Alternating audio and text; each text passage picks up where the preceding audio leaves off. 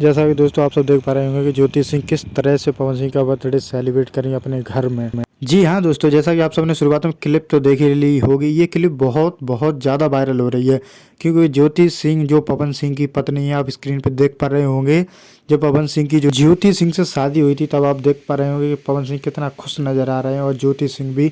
बहुत खुश नज़र आ रही हैं। लेकिन ये क्लिप इतना ज़्यादा वायरल हो रही है कि इसमें बताया जा रहा है कि ज्योति सिंह ने पवन सिंह का बर्थडे अपने घर पे ही मनाया था कि मेरे हस्बैंड का बर्थडे है, मुझे मनाना है। तो ये क्लिप बहुत ही ज़्यादा वायरल हो रही थी, तो हमने सोचा इस पर हम आपको ज़रूर कुछ ना कुछ इन्फॉर्मेशन दें, तो हम आपको बता दें कि ये लोग फेक फैला रहे हैं कि पवन सिंह के बर्थडे पर ज्योति सिंह आई थी। ऐसा कुछ नहीं है, बस उन्होंने अपने घर पे ही ये बर्थडे मनाया था और उसकी वीडियो ये जो सबसे ज़्यादा वायरल हो रही है।